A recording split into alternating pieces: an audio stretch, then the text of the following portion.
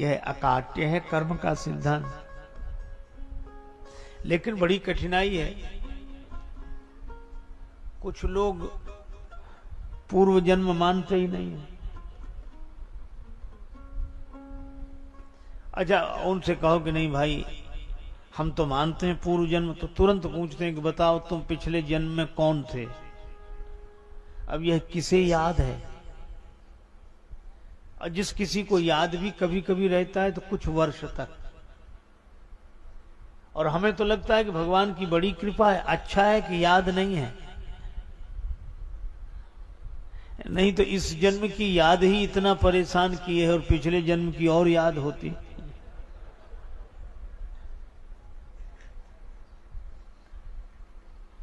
तो लोग पूछते हैं कि बताओ पिछले जन्म में तुम कौन थे। भैया हमें याद नहीं। याद नहीं तो तुम थे ही नहीं।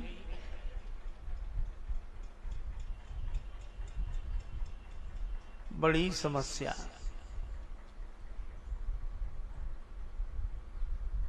एक गुरुजी का शिष्य बड़ा चतुर, उसने कहा गुरुजी इनसे हमसे बात कराओ। वह गया, क्या पूछ रहे थे गुरुजी से? ये पूछ रहे थे कि पूर्व जन्म मानते हो? उन्होंने कहा हाँ। तो हमने कहा बताओ तुम पूर्व जन्म में कौन थे? तो ये बता नहीं पाए।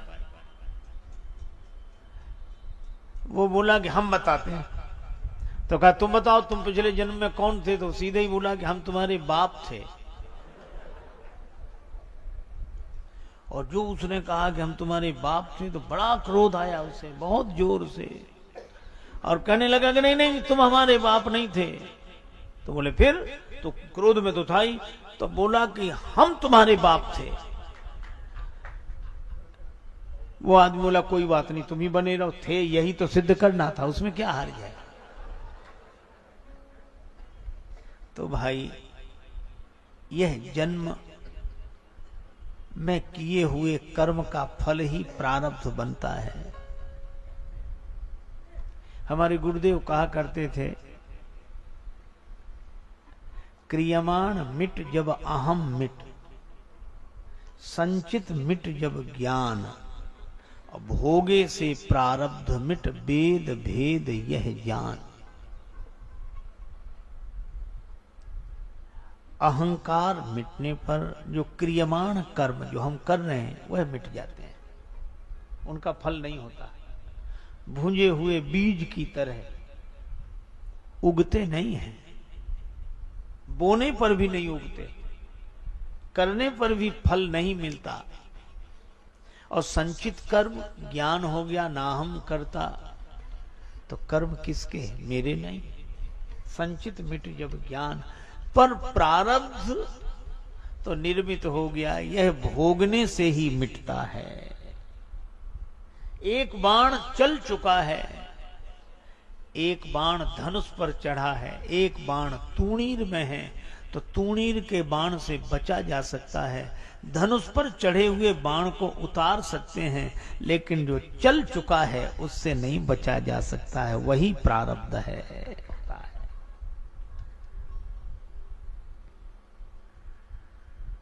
चलो इससे संतुष्टि हो जाए, पर कौशल्या माता आगे एक बात और कहती हैं। देवी मोह बस सोची बाती, देवी मोह बस सोची, देवी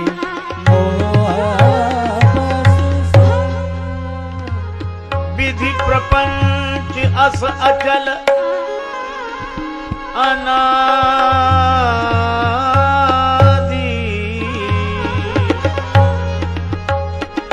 अचल अनादि,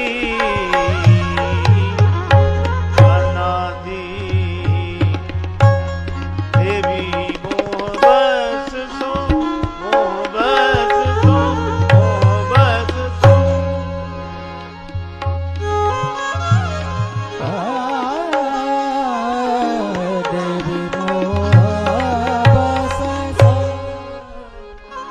वे कहती हैं, हे देवी, मोह बस होकर मोह बस माने अज्ञान, मोह माने अज्ञान। यद्यपि मोह लगाव के अर्थ में भी, पर अज्ञान के अर्थ में यहां। विधि प्रपंच अस अचल अनादि, यह प्रपंच है। और प्रपंच उसी को कहते हैं जो समझ में ना आवे। अनादिकाल से है, अचल है।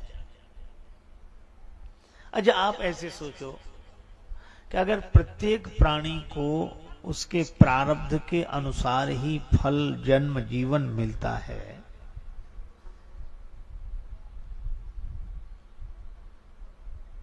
भगवान श्री कृष्ण गौचारण करते हैं, श्री ब्रह्मा जी को मोह होता है, वे उनके गौएं बछड़े अपहृत कर लेते हैं।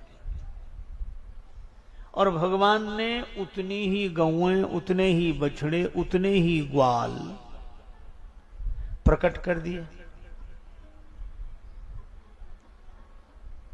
अच्छा, अब ये सोचो, इनका कौन सा प्रारब्ध रहा? जन्म भी नहीं, सीधे ग्वाल ऐसे प्रकट हुए कि गौएं चराते हुए, गौएं चरती हुई, बछड़े चरते हुए।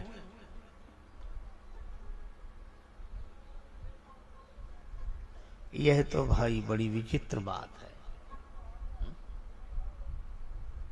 देखो, एक बात और आपसे कहूं, हिसाब लगाना। चलो पिछले जन्म का ही मान लें, तो सबसे पहले जब सृष्टि हुई होगी तब तो किसी का कोई पिछला जन्म नहीं रहा होगा, तो प्राणी का जीवन चला कैसे? तो इसका उत्तर देने वाले भी हैं। वे कहते हैं कि जब सृष्टि का प्रलय हुआ तो व्यक्ति संस्कार लेकर उस अवस्था में हुआ, और जागृत होने पर फिर उन्हीं संस्कारों के आधार पर यात्रा करने लगा। जैसे काम करते करते आदमी सो जाए तो जागने पर फिर काम शुरू कर देता है। तो प्रश्नकर्ता कहता है कि नहीं, हम तो ये पूछ ही नहीं रहे, सृष्टि के प्रलय की बात तो बाद में, पहले बनेगी तब तो बिगड़ेगी। जब सबसे पहले बनी होगी सृष्टि तो किसका कौन सा प्रारब्ध रहा होगा? इसका कोई उत्तर नहीं है। भगवान ने इतनी गौएं बछड़े उत्पन्न कर दिए किस प्रारब्ध से? यह भगवान का संकल्प है, अपनी इच्छा शक्ति से उत्पन्न कर दिए। प्रभु सक त्रिभुवन मारी जियाई। अच्छा, रही बात कि पिछला जन्म ही नहीं रहा होगा तो प्रारब्ध कैसे रहा होगा? क्या, अरे कौन इस प्रपंच में पड़े? ज्ञानियों ने बड़ा सुंदर समाधान दिया। उमा कहूं मैं अनुभव अपना, सत हरि भजन जगत सब सपना। अब सपने में किसी का हाथ टूट जाए, पांव टूट जाए, पैसा मिल जाए, ये किस प्रारब्ध से मिला? जन्म हो जाए, किस प्रारब्ध से हुआ? अरे कुछ नहीं हुआ, ना कुछ हुआ, ना हो रहा, ना कुछ होवन हार। ज्यों का त्यों भरपूर है अनुभव का दीदार। इसलिए विधि प्रपंच अस अचल अनादि, व्यर्थ किसी को दोष मत। और इतना कहते कहते माता कौशल्या के आंखों से आंसू बरसने लगे। किसी ने कहा कि ज्ञान की बात तो आप कर रही हैं, पर नेत्र प्रेम जल से भरे हैं। इसका अर्थ यह है कि श्री राम ऐसा बेटा बनवासी हो, श्री सीता जी जैसी पुत्र वधु बनवासनी हो, तो कष्ट तो होगा ही। कौशल्या जी ने आंचल से आंखों के आंसू पोंछते हुए कहा, मैंने आज तक श्री राम की कभी सौगंध नहीं की, आज कर रही हूं। राम शपथ में कीन न काऊ, राम शपथ में न काऊ, राम शपथ में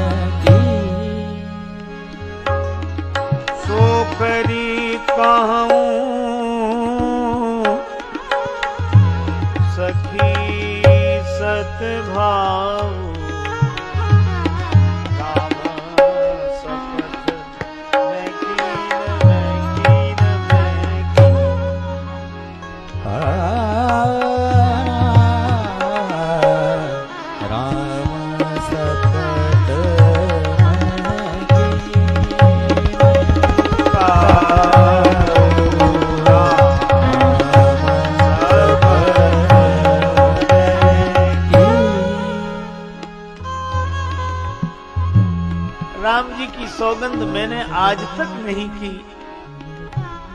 पर वह सौगंध करके आज मैं सच्चे हृदय से कह रही हूं। सो करी कहूं सखी सतभाव, सच्चे मन से। श्री राम के वन गमन का मुझे दुख नहीं है, परिणाम अच्छा है। राम जाई बन राज तज भल परिणाम न पोच। राम जी लौटकर आ जाएंगे, सब कुछ ठीक हो जाएगा।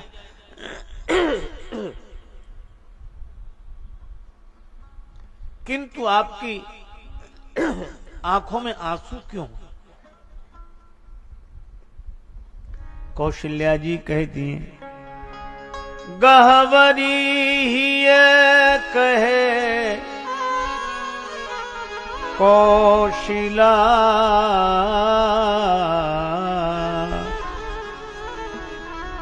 मोहि भरत कर सोच। मुझे भरत की चिंता है। मोरे सोच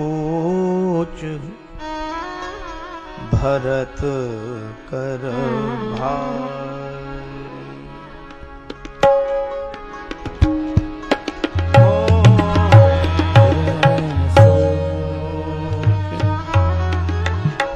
भरत भरत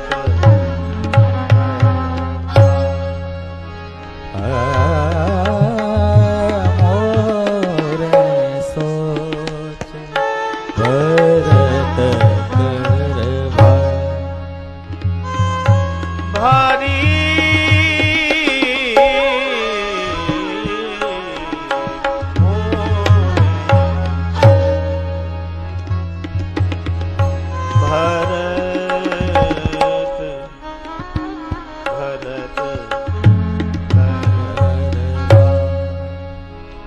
मुझे भरत की चिंता है। महाराज दशरथ कहते थे, देवी कौशल्या जानती हो सूर्य वंश के कुल का दीपक कौन है? मैं पूछती कौन? वे कहते जाने हूं सदा भरत कुल दीपा, बार बार मुह कहे वो महीपा। श्री भरत को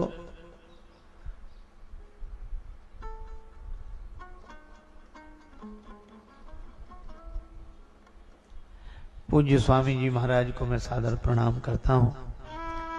महाराज श्री का आगमन हुआ है, विराज रहे हैं।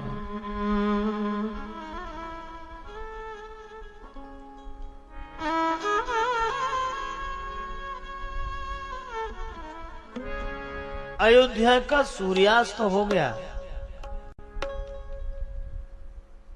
अथएव आज भानुकुल भानु, सूर्यवंश के सूर्य महाराज दशरथ का तिरोधान हुआ। सूर्यास्त हो जाए तो अंधेरा हो जाता है। अंधकार को दूर करने के लिए मणि की आवश्यकता, और मणि चली आई वन में, और मणि के साथ फणी भी। श्री लक्ष्मण जाय दीख रघुवंश मणि, और लक्ष्मण जी शेष सहस्त्र शीस जग कारण, जो अवतर्यो भूमि भय टारन। तो अब दीपक का सहारा है, दिया उजाला करे। लेकिन मुझे डर यह लगता है कि भरत रूपी कुल के दीपक को कहीं शोक की वायु बुझा न दे। काहि न शोक समीर डुलावा, और शोक की वायु बुझा देगी तो अंधकार ही अंधकार रहेगा।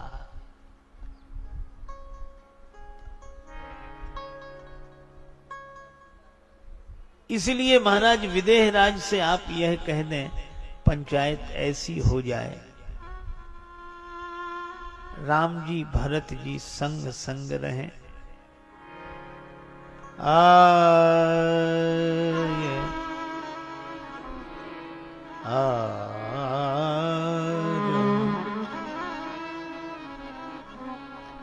अगर ऐसा नहीं हुआ, गूढ़ स्नेह भरत मन माही, रहनीक मोही लागत नाई। भरत कह नहीं सकते, लेकिन श्री राम के बिना रह नहीं सकते। सुनैना जी के लोचन सजल हो गए, पर ग्लानि में गलने लगी माता कैकेयी। गरई गलानी कुटिल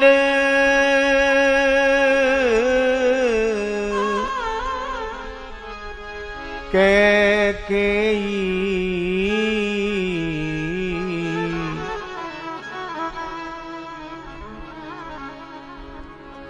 गरई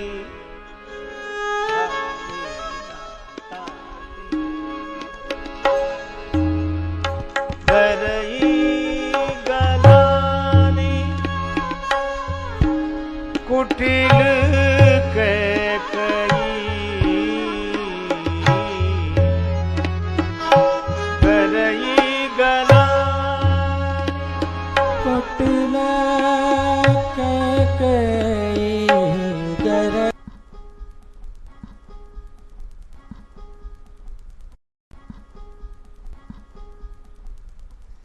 संत शेखर कलिपावनावतार श्री सीताराम चरणाम्बुज चंचरीक भगवत भक्ति भूषण गोस्वामी श्री तुलसीदास जी महाराज कहते हैं,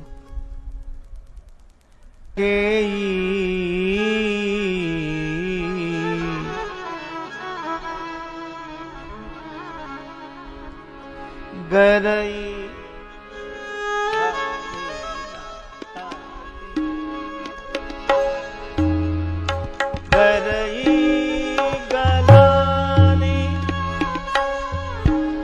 कुटिल कैकेयी, गरई गलानी कुटिल कैकेयी, गरई गलानी,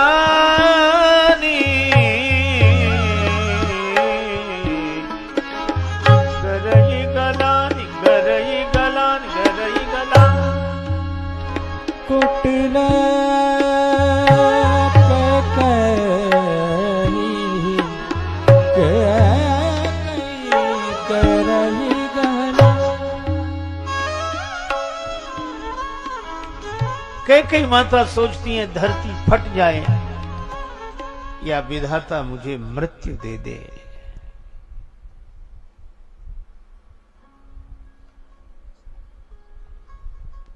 पर महीन बीच विधि नीच न दे। श्री सीता जी को संग लेकर कौशल्या जी से प्रार्थना करके सुनैना जी महाराज विदेहराज के पास आई। विदेहराज ने जब श्री जानकी जी का दर्शन किया, तापस बेस जनक सिय देखी, रोमांचित हो गए, आंसू बरसने लगे। आज मैं कह सकता हूं, पुत्री पवित्र किए कुल दो। मेरी पुत्री ने दोनों कुलों को पवित्र कर दिया, पिता का कुल भी, पति का कुल भी।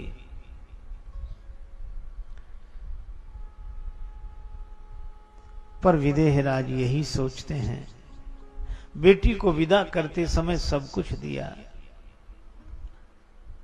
पर यह कासाय वस्त्र देना भूल गया। मुनियों के वस्त्र देना भूल गया। एक व्यक्ति ने अपनी बेटी का विवाह किया, बहुत खर्च किया, अपनी सामर्थ्य के अनुसार किया। बेटी विदा हुई, ससुराल पहुंची, दूसरे दिन उसकी मृत्यु हो गई। सभी दुखी थे, माता पिता, परिवारीजन, ससुराल वाले भी सब इकट्ठे हुए। बेटी का अंतिम संस्कार हुआ। पिता ने रोते हुए कहा, ये 2 पंक्तियां लिखकर दे रहा हूं, इसको लिखा देना कहीं। पिता ने कहा, दिया जो कुछ भी दे सकता था, मैं इस उम्मीद ना मुरादी में कफन देना ही भूला था, फकत सामान्य शादी में।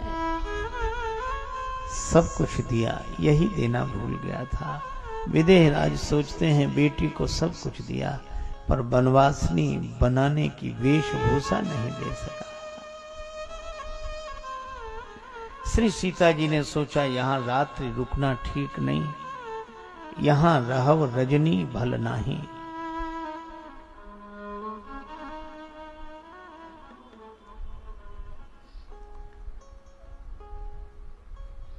पिता माता से अनुमति, आशीर्वाद लेकर श्री सीता जी श्री राम जी के पास आ गए।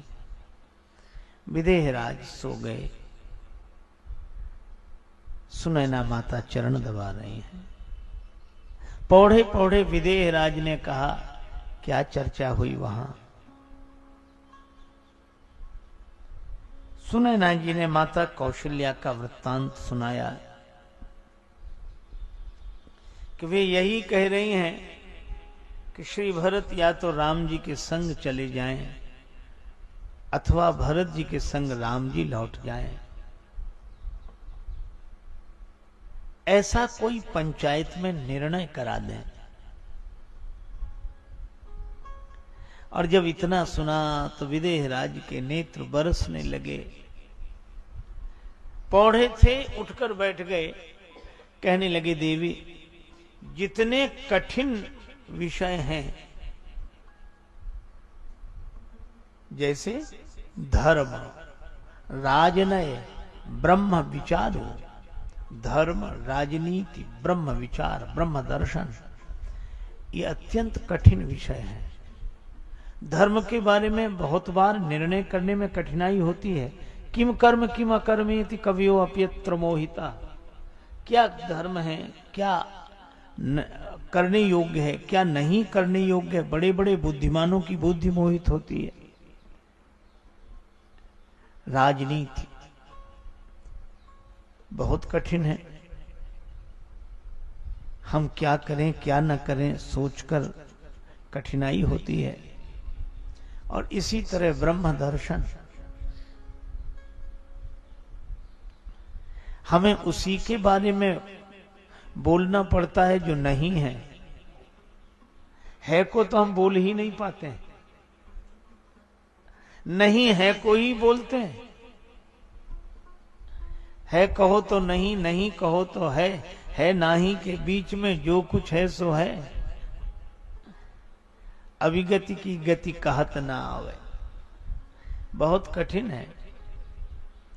मति न लखे तेही मति लखे। चेहरा दर्पण में बिल्कुल साफ दिखाई देता है। दर्पण ना हो तो हमारे पास चेहरा देखने का कोई उपाय नहीं। पर अद्भुत बात है, चेहरा जहां दिखाई देता है वहां होता नहीं है, और जहां होता है वहां दिखाई देता नहीं है। पर चेहरे में, ये दर्पण में दिखने वाले चेहरे को देखकर देखें, उधर संभालें, इधर तो बात बन जाएगी। हाथ उधर न बढ़ाएं जिधर दिख रहा है चेहरा, हाथ उधर लौटाएं जिधर से दिख रहा है चेहरा। और अगर हाथ लौटाने पर इधर की नाक पकड़ में आ गई तो उधर की अपने आप पकड़ में आ जाएगी। लेकिन दर्पण में दिखने वाले चेहरे को ही कोई सत्य समझ ले तो बड़ी कठिनाई है। एक अध्यापक थे, बेचारे तुतलाते थे और उनके साथ बड़ी कठिनाई। वो विद्यार्थियों से कहते थे पढ़ो, पढ़ो को बोलते पढ़ो पढ़ो, और का पढ़ाते तो कहते पढ़ो ता, तो सभी विद्यार्थी कहते ता, तो कहते ता नहीं ता, तो सभी कहते ता, तो कहते तुप ता, तो लोग बच्चे बेचारे फिर कहें ता, तो डांट कर कहते तौआ का ता, तो सभी कहते तौआ का ता। अब उनके साथ यही कठिनाई थी कि वो जो कुछ कहना चाहते थे वो कह नहीं पा रहे थे। ब्रह्म दर्शन में भी ऐसे ही है, व्यक्ति जो कहना चाहता है कह नहीं पाता। का कहिए कहते न बने, कुछ जो कहिए कहते ही लजाइए। पर श्री जनक जी कहते हैं कि धर्म, राजनीति और ब्रह्म विचार जैसे दुरूह विषयों का विवेचन मेरी बुद्धि कर सकती है, यहां यथामति मोर प्रचार।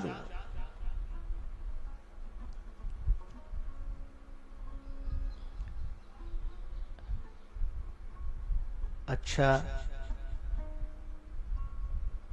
तो आप कहना क्या चाहते हैं? जनक जी ने कहा कि इन विषयों का विवेचन करने वाली मेरी बुद्धि भी भरत जी की महिमा का वर्णन नहीं कर सकती। वर्णन करने की कौन कहे, छाया भी नहीं छू सकती। कहे का छुअ सकत न छाही। अच्छा देखो, छाया को पकड़ा ना जा सके पर छुआ तो जा सकता है कि ये रही, पर श्री जनक जी कहते हैं छू नहीं सकते। क्यों? शरीर की परछाई तो आप छू सकते हैं, लेकिन क्या आपने कभी परछाई की परछाई देखी? और श्री भरत व्यक्ति नहीं, परछाई है। किसकी? मन थिर करहु देव डर नाही, भरत ही जान राम परिछाई। भरत जी राम जी की परछाई है, छाया है, तो परछाई की छाया कैसे छुई जा सकती है? लेकिन हां, भरत जी की कथा कोई कह सके तो फल बड़ा सुंदर है। भरत महामहिमा जल राशि, भरत जग राशि, भरत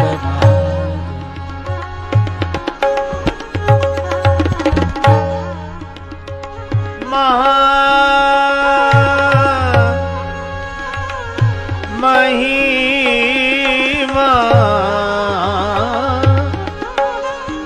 जल राशि, भरत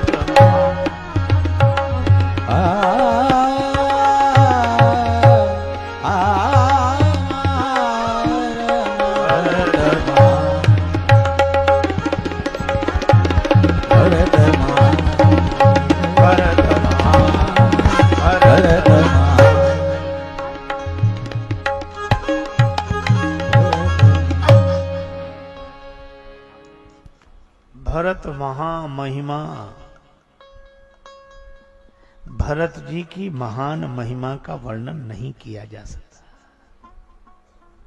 लेकिन भरत जी की कथा कोई सुन ले तो भरत कथा भवबंध विमोचन।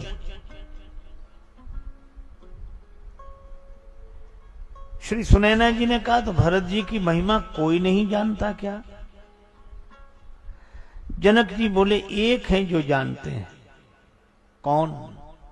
भगवान श्री राम।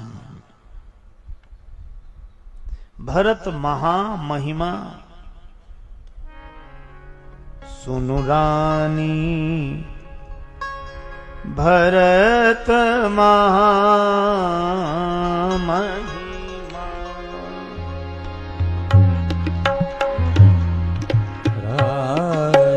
भरत महामहिमा,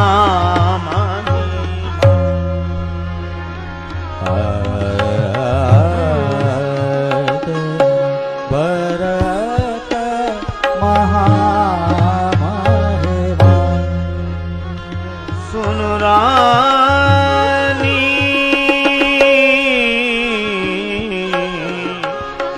हे महिमा। सुन रानी, भरत महा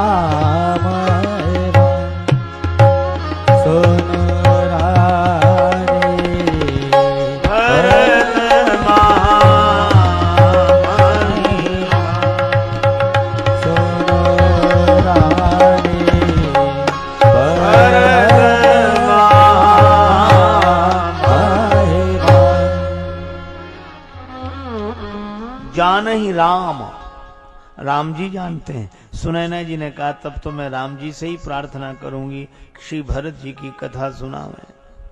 जनक जी बोले नहीं सुन सकोगी। क्यों? जान ही राम न सकहीं बखानी। राम जी जानते तो हैं पर वर्णन नहीं कर सकते। भरत जी का नाम लेते ही उन्हें भाव समाधि लग जाती है, तो नाम लें कैसे, महिमा वर्णन करें कैसे। पूरी रात यही चर्चा करते रहे विदेहराज। कहत सारदहु करी मति हीचे, सागर सीप की जाहि उलीचे।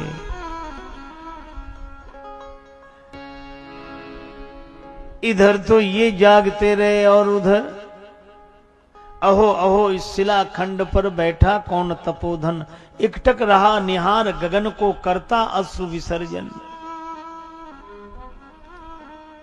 और इस शिलाखंड पर बैठे हुए तरुण तपस्वी श्री भरत हैं। चित्रकूट के उस शांत वातावरण में सब सो रहे हैं, राम जी के भरोसे सो रहे हैं। सोवे सुख तुलसी भरोसे एक राम के, काहू के बल भजन है काहू के आचार, व्यास भरोसे कुंवर के सोवत पांव पसार। सब सो रहे हैं लेकिन दो जाग रहे हैं, और दोनों राम जी के अनुज हैं, श्री लक्ष्मण और श्री भरत। लक्ष्मण जी राम जी के चिंतन में जाग रहे हैं और भरत जी राम जी की चिंता में जाग रहे हैं। लक्ष्मण जी सजग विलोचन हैं, सेवा में लगे हुए हैं। श्री भरत सजल विलोचन हैं। भरत जी को एक ही चिंता है, के ही विधि हो ये राम, अभिषेकु के ही विधि हो ये राम, अभिषेकु के ही विधि हो ये राम। राम राम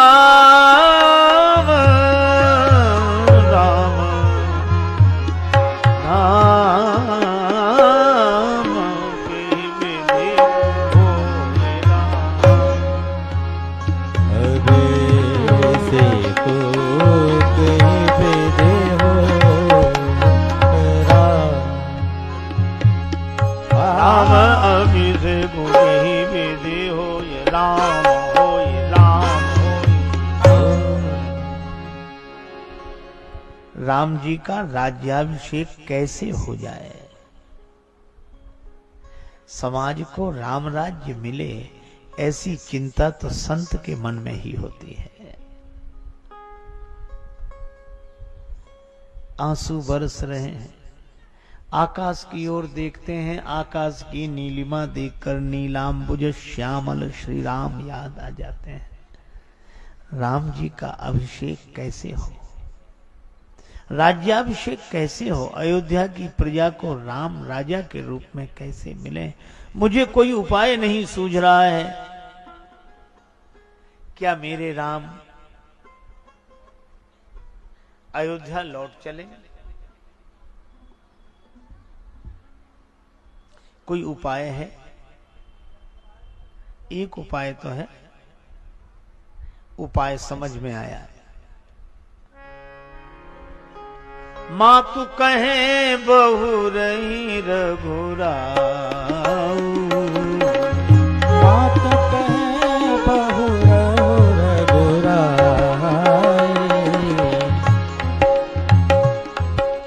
बड़ा सुंदर उपाय है। कौशल्या माता अगर कह दें कि राम पिता के कहने से वन में आए हो तो मेरे कहने से घर लौटो, तो जनी जाओ जान बड़ी माता, पिता से माता का स्थान बड़ा है, मैं कहती हूं तुम घर चलो।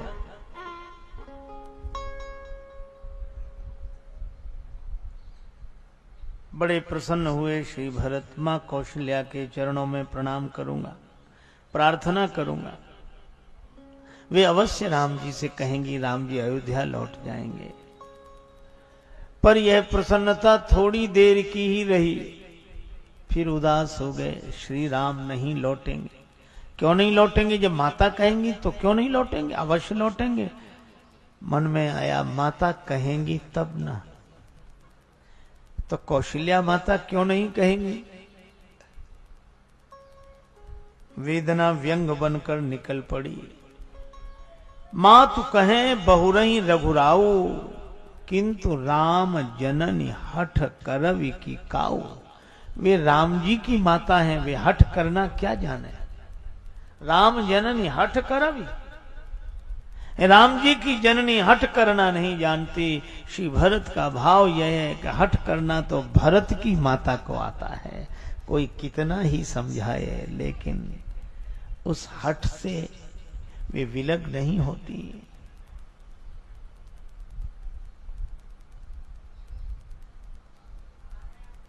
उदास हो गए श्री भरत, लेकिन मन में फिर यह भाव आया, उपाय एक उपाय है। क्या? अगर गुरुदेव कह देंगे तो राम जी अयोध्या अवश्य लौट जाएंगे।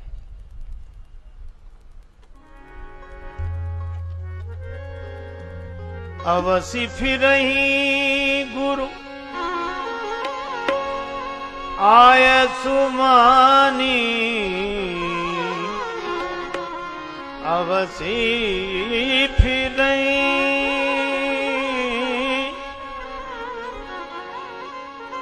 अवश्य लौट जाएंगे अगर गुरुदेव कह दें तो। गुरोर आज्ञा गरी ऐसी, तब तो मैं गुरु जी से कहूंगा कि भी राम भैया से कह दें अयोध्या चलने के लिए।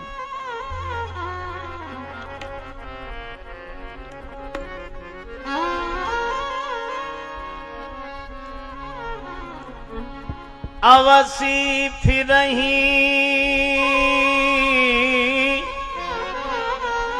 अवश्य लौट जाएंगे गुरुदेव की आज्ञा से। प्रसन्नता आई, चली गई, नहीं लौटेंगे। क्यों? गुरुदेव कहेंगे नहीं, मुनि पुनि कहव राम रुचि जानी,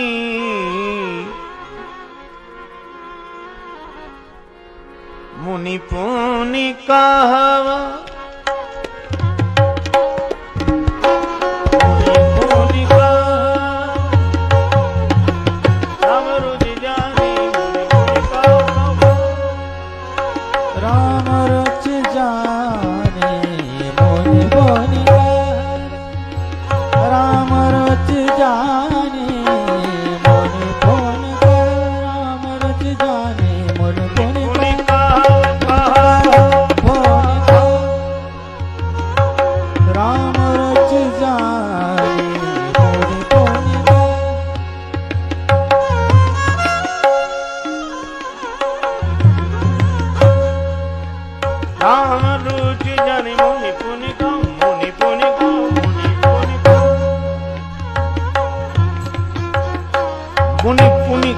राम रुचि जा। मुनि तो राम जी की रुचि जैसी देखेंगे वैसे ही तो बोलेंगे। राम जी की हाँ में हाँ, न गलत चाहता हूं न सही चाहता हूं, जो तुम चाहते हो मैं वही चाहता हूं। प्रभु तेरी हाँ में मेरी भी हाँ है, तुम्हारी नहीं मैं नहीं चाहता हूं। गुरु जी तो भगवान का जैसा रुख देखेंगे वैसे ही बोलेंगे। एक महात्मा नाव में बैठे, और भी लोग बैठे, भगवान की लीला, नदी के बीच में नाव पहुंची, तूफान आ गया, नाव डगमगाने लगी। अब या तब डूबने की स्थिति में, ऐसे में तो जो भक्त नहीं होते वे भी भक्त हो जाते हैं। हे राम जी बचा लो, अब तक तो नहीं माना पर आज कह रहे हैं। हे श्री कृष्ण भगवान, हे श्री गणेश जी, श्री शंकर जी, सब घबरा रहे थे, प्रार्थना कर रहे थे और महात्मा गा रहे थे, हरि तेरी नैया डगमग डोले, हरि तेरी नैया डगमग डोले, हरि तेरी नैया डगमग डोले, हरि तेरी नैया, हरि तेरी नैया, हरि तेरी नैया, हरि तेरी नैया, हरि तेरी नैया डगमग डोले, हरि नैया डगमग डोले, हरि तेरी नैया। महात्मा गाए, भगवान आज तो आपकी भी नाव डगमगा रही है। और लोगों को लगा कि हम चिंतित हैं और ये महात्मा गा रहे हैं। किसी ने कहा महात्मा को उठा के ही नदी में फेंक दो। कुछ लोग बोले जाने किस पाप से तो अभी मरे जा रहे हैं, महात्मा को फेंकेंगे तो और जल्दी मरेंगे, अब फेंक भी नहीं सकते। और महात्मा गाए जा रहे हैं और गाते रहते, तब भी कोई बात नहीं। उन्होंने अपना कमंडल उठाया, नदी का जल कमंडल में भरा, कमंडल का जल नाव में। सबको लगा ये और जल्दी डुबा के मारेंगे, और महात्मा पानी भी डालें और यही गाएं, हरि तेरी नैया, हरि तेरी नैया, ओ हरि नैया हो हरि तेरी नैया, हो हरि डगमग डोले, तेरी नैया डगमग डोले, हरि तेरी नैया, डगमग डोले,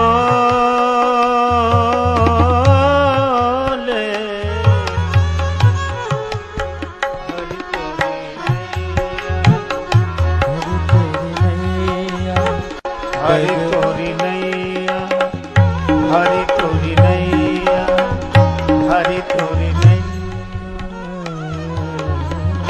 भगवान की लीला, नाव बच गई, डूबी नहीं, किनारे लग गई। सब लोग उतर उतर कर जाने लगे और महात्मा नाव में बैठे, नाव में जो पानी भरा था फिर नदी में डालने लगे। लोगों ने कहा कि बाबा अब तो नाव किनारे लग गई, अब काहे को इन नदी में पानी काहे को डाल रहे हो? और जब डूबने वाली थी तब नाव में डाल रहे थे। महात्मा बोले ना हम नाव में पानी डाल रहे थे, न खाली कर रहे हैं। फिर कहा हम तो राम जी की हाँ में हाँ मिला रहे थे। तूफान आया, नाव डगमगाने लगी। हमने सोचा भगवान चाहते हैं कि नाव डूब जाए तो हमारी तरफ से और जल्दी डूब जाए, पानी डाल के डुबा देंगे। और नाव बच गई। तो जब भगवान जिसे बचाना चाहे उसमें पानी डालने से भी क्या होता है, वह तो नैया पार लगेगी ही। महात्मा भगवान के रुख में रुख मिलाकर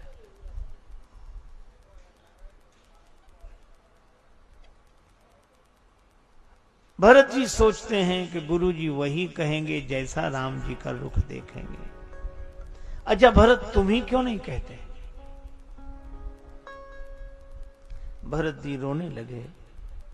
मैंने आज तक कभी राम जी की ओर मुख उठाकर देखा नहीं है, आज कैसे कहूंगा। पूरी रात बीत गई, करके नजरे इनायत वो आए, मगर क्या कहें यार हमको। उसी वक्त पर अपने ऐबों गुनाहों की याद आ गई, इसलिए उनसे नजरें मिला ना सके। सिर झुक जाता है संकोच से, महू स्नेह संकोच बस सनमुख कही न बैन। दर्शन तृपित न आज लगी प्रेम प्यासे नैन। आज मैं कैसे कहूंगा। पूरी रात बीत गई।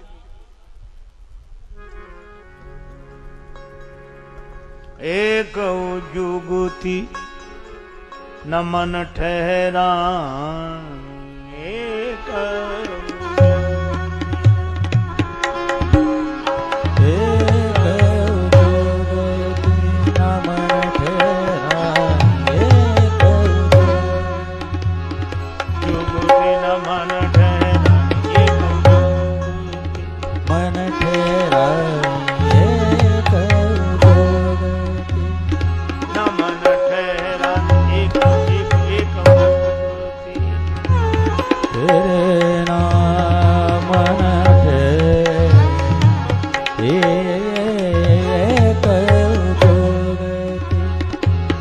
भरत धैन बिहानी एक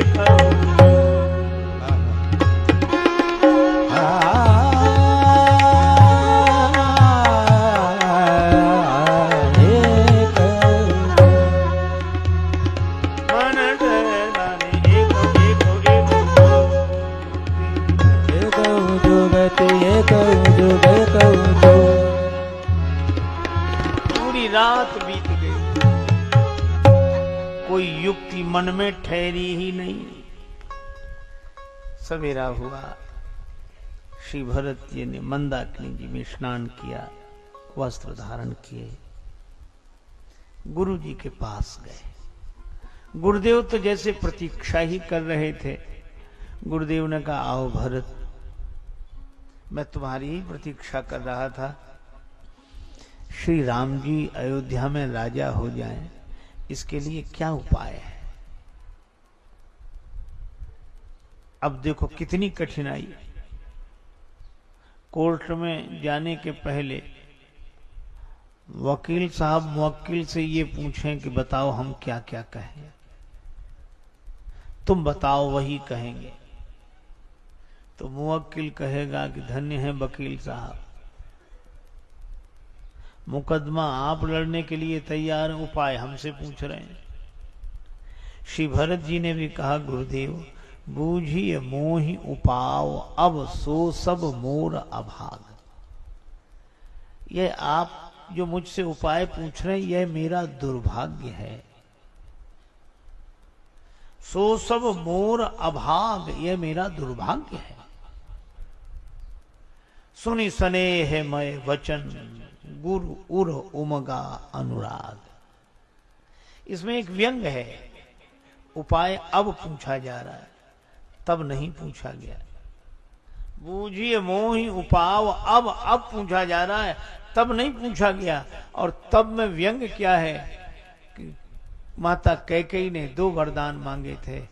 पहला वरदान भरत का राज्य तिलक, दूसरा वरदान 14 वर्ष श्री राम का वनवास। और मुझे यह बात समझ में नहीं आती, गुरुदेव आपके रहते हुए ये दूसरा वरदान पहले कैसे पूरा हो गया? राम जी को वन कैसे भेज दिया गया? आपको कहना चाहिए था कि पहले पहला वरदान पूरा होगा तब दूसरा। उस समय मुझसे बुलाकर कुछ पूछा गया होता तो मैं कुछ बताता भी, लेकिन तब नहीं पूछा गया, अब पूछा जा रहा है। सो सब मोर अभाग। गुरुदेव के हृदय में प्रेम उमड़ा। गुरु जी ने कहा, एक उपाय है पर कहने में संकोच है। सकुचों तात कहत एक बाता, अर्ध तजहि बुध सर्वस जाता। जाता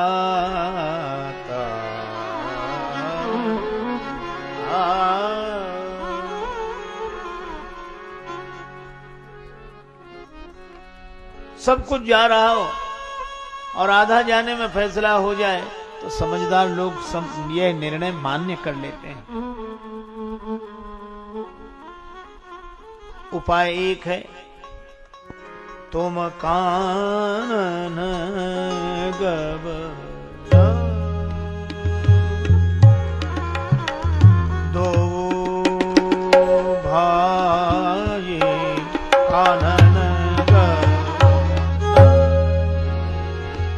ओ भाई तुम कानन गवना,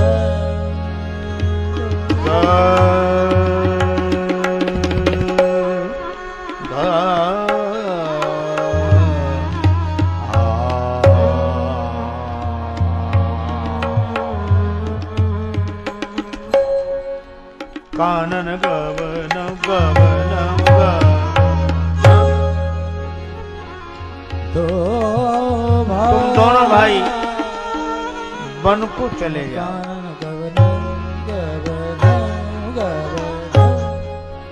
दोनों भाई वन चले जाओ श्री राम जी के स्थान पर।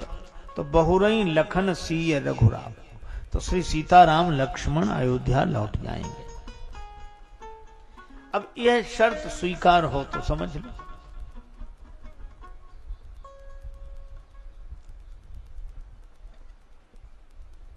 अब आप सोचो, दूसरा कोई होता तो यही कहता कि फिर हमें क्या लाभ, हमें तो राम जी से दूर ही रहना पड़ेगा। पर श्री भरत यह कहते या कहेंगे, यही सोचकर तो गुरुजी ने यह निर्णय दिया। कह देंगे कि भाई हमने तो फैसला कर दिया, अब तुम ही तैयार नहीं होते तो हम क्या करें। पर धन्य है श्री भरत। भरत जी ने कहा कि गुरुदेव क्या इतनी छोटी सी शर्त पर श्री राम अयोध्या चले जाएंगे? अवश्य, पर यह छोटी शर्त है। तुम राम जी के बिना 14 वर्ष रह लोगे, 1-2 वर्षों की बात नहीं। भरत जी ने गुरुदेव के चरण पकड़कर कहा, गुरुजी 14 वर्ष की कौन कहे, कानन करऊं जन्म भरी बासु, यही ते अधिक न मोर सुपासु। मैं जीवन भर वन में रह लूंगा, मुझे राम जी का दर्शन कभी ना हो। पर राम जी प्रसन्न हैं, यह सुनकर मैं प्रसन्न बना रहूंगा। आप फैसला करा दीजिए।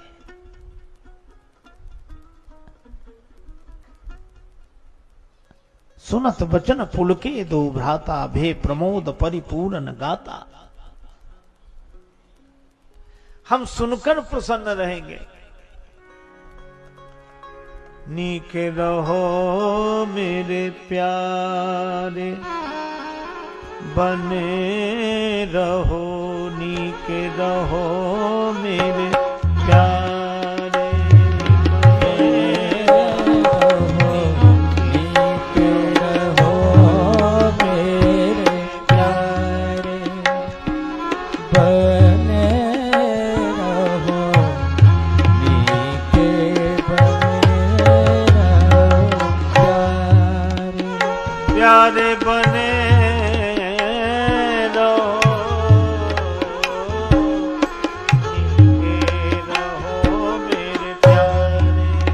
बने रहो नीके रहो मेरे प्यारे, बने रहो नीके रहो मेरे प्यारे। श्रवणन से सुनी सुनी सुख पाऊं, इतने ही प्राण आधारे बने रहो नीके रहो मेरे प्यारे, बने रहो नीके रहो प्यारे, रहो मेरे प्यारे, रहो मेरे प्यारे। सुनता रहो बस। गुरु जी कुछ बोल नहीं सके।